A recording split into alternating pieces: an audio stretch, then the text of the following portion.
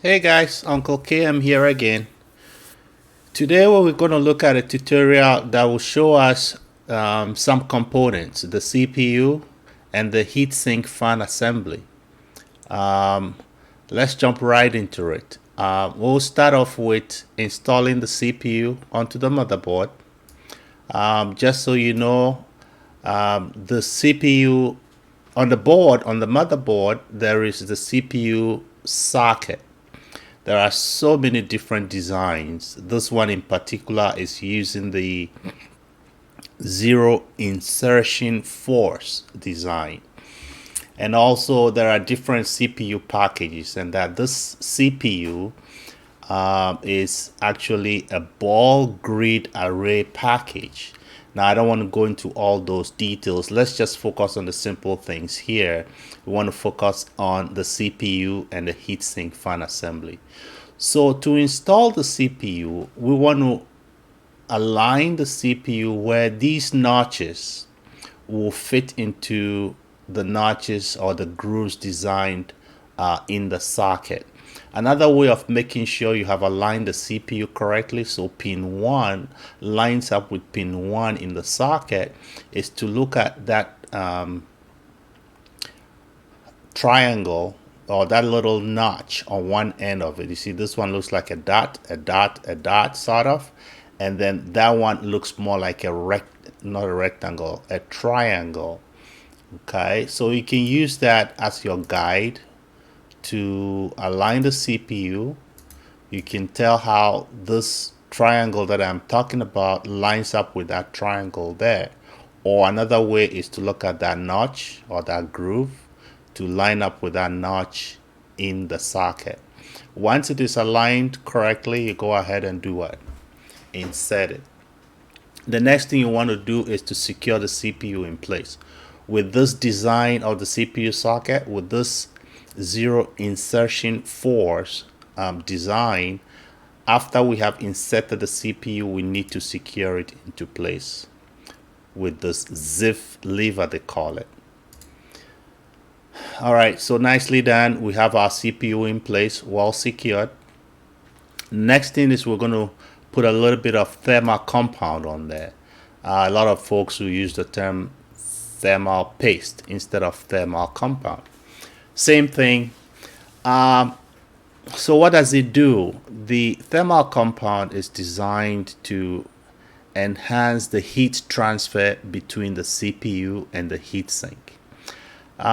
Some of the documentation talks about the fact that between the heatsink and the CPU, there are times when there are air pockets that will sit between those. And when these air pockets get extremely hot, it sends it causes system malfunctions and things like that. So to reduce or eliminate those air pockets, a thermal paste does a good job to reduce or eliminate those air pockets. So we have a thermal paste on the CPU. You want to be careful, you don't want to put too much. And then the next thing is we install our heatsink fan assembly. The retaining clips or retaining screws, we make sure we secure those into place. And then the final thing we're going to do is to connect or provide power to the fan.